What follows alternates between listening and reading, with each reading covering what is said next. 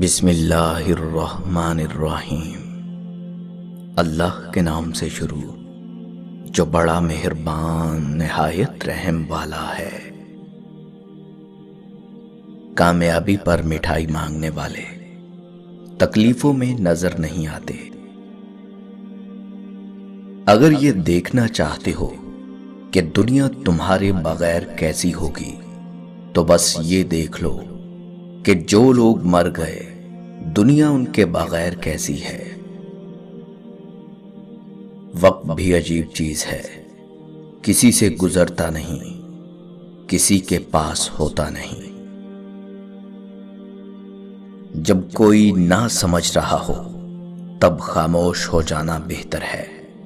بحث باتوں کو بگاڑ دیتی ہے۔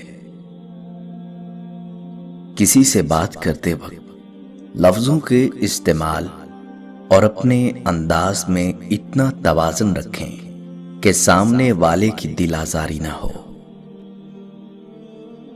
آپ جتنے پرانے ہو جائیں گے آپ اتنے ہی خاموش ہو جائیں گے۔ گزرتی عمر کے ساتھ زندگی آپ کو عاجز بنا دیتی ہے اور آپ کو احساس ہوتا ہے کہ آپ نے کتنا قیمتی وقت بیکار خواہشات کے پیچھے بھاگتے ہوئے ضائع کر دیا۔ زنا پہلے عقل کو، پھر شکل کو اور بعد میں نسل کو بگاڑ دیتا ہے۔ جن کی تربیت میں کمی رہ جاتی ہے وہ پھر ساری عمر لوگوں پر تہمت، کردار کشی، طعنہ زنی، تعصب پھیلانے اور سکون برباد کرنے میں پیش ہوتے ہیں۔ پردہ یہ نہیں ہوتا کہ بس خود کو چھپا رکھنا، پردہ یہ ہے کہ غریب کے سامنے دولت کی، بھوکے کے سامنے کھانے کی، مسافر کے سامنے گھر کی اور یتیم کے سامنے والدین کی نمائش نہ کرو۔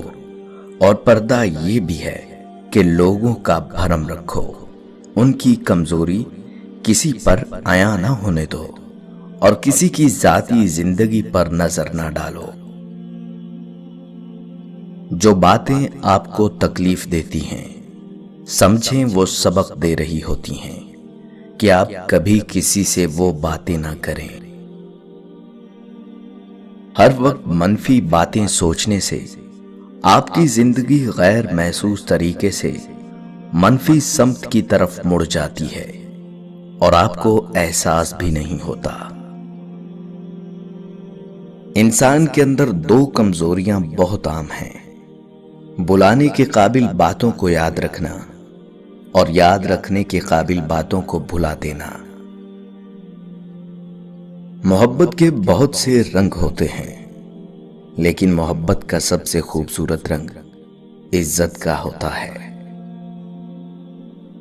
آپ کا سب سے بڑا سرمایہ وہ لوگ ہیں جو آپ کی غیر موجودگی میں اپنے رب سے آپ کے لیے دعاؤں میں خیر مانگتے ہیں۔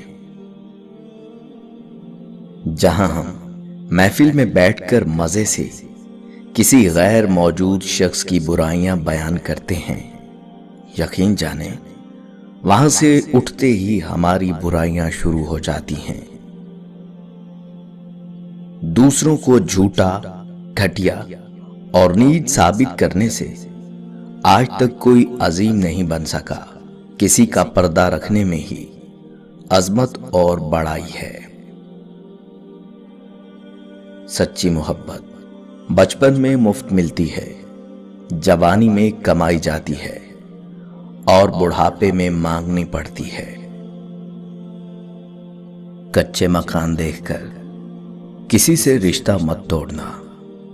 دوستو تجربہ ہے میرا، مٹی کی پکڑ مضبوط ہوتی ہے، سنگ مرمر پہ تو ہم نے اکثر پیر پھسلتے دیکھا ہے۔ دریا نے نہر سے پوچھا تجھے سمندر نہیں بننا؟ نہر نے پیار سے کہا بڑا بن کے کھارا ہو جانے سے بہتر ہے چھوٹا رہ کر میٹھا رہا جائے۔ دوستوں کے غم میں شامل ہوا کرو ہر حال میں، لیکن خوشیوں میں تب تک نہ جانا جب تک وہ خود نہ بلائیں۔ ضروری نہیں ہے کہ اگر آپ کسی کا دل دکھاؤ تو وہ منہ سے بد دعا دے۔ جب بھی وہ آپ کی وجہ سے اللہ کے سامنے روئے گا تو وہ آپ کو بہت مہنگا پڑے گا۔ جنم دینے والی اور نسب دینے والا دونوں مر جاتے ہیں۔ جسے جنم دیا جاتا ہے وہ بھی مر جاتا ہے۔ میت کی پائنتی بیٹھ کر رونے والے بھی مر جاتے ہیں، اور رونے والوں کو رونے والے بھی زندہ نہیں رہتے، کہ زندگی کی سب سے بڑی حقیقت مر جانا ہے۔ ہم لفظوں میں ہی ملتے اور لفظوں میں ہی بچھڑتے ہیں، لفظ ہی اپناتے ہیں اور لفظ ہی گنواتے ہیں۔ ہر شخص آج فیس بک پر لڑکی کی تلاش میں ہے، مگر آپ کو ایک پتے کی بات بتا دوں، لڑکی ہر گھر میں موجود ہوتی ہے۔ بہن کی صورت میں اس کا بھی خیال رکھیں، کہیں اسے کوئی اور تلاش نہ کر رہا ہو۔ جیسی کرنی ویسی بھرنی۔ زندگی میں جب بھی انسان کو ہدایت مل جائے، وہ یہ نہ دیکھے کہ وہ کیا کر چکا ہے، بس وہاں سے راستہ بدل لے۔ خاندانی لوگوں کو تکلیف کے وقت میں دیا ہوا پانی کا گلاس بھی یاد رہتا ہے، بے نسلے لوگوں کو دیا ہوا خون بھی یاد نہیں رہتا۔ صرف خوف خدا ایک ایسا چراغ ہے جس کی روشنی میں نیکی اور بدی صاف نظر آتی ہے۔ یہ انسان کے اپنے اختیار میں ہے کہ وہ اپنے دل کو دوسروں کے لیے کتنا خوبصورت بناتا ہے، چاہے تو اخلاص کے رنگوں سے بھر دے، چاہے تو حسد اور بغض سے کالا کر لے۔ تم کب صحیح تھے یہ کوئی یاد نہیں رکھتا، تم کہاں غلط ہو یہ کوئی نہیں بھولتا۔ انسان مایوس اور پریشان اس وقت ہوتا ہے جب اپنے رب کو راضی کرنے کی بجائے لوگوں کو راضی کرنے میں لگ جاتا ہے۔ جینے والوں کی قدر کیجیے، مرنے والا اپنی تعریف نہیں سن سکتا۔ گھر سے ایک مسافر چلا جس کے کچھ ارمان تھے، کچھ قدم آگے چلا راستے میں قبرستان تھے، قبرستان میں ایک ہڈی ملی جس کے کچھ بیان تھے۔ اے مسافر سنبھل کے چل، ہم بھی کبھی انسان تھے۔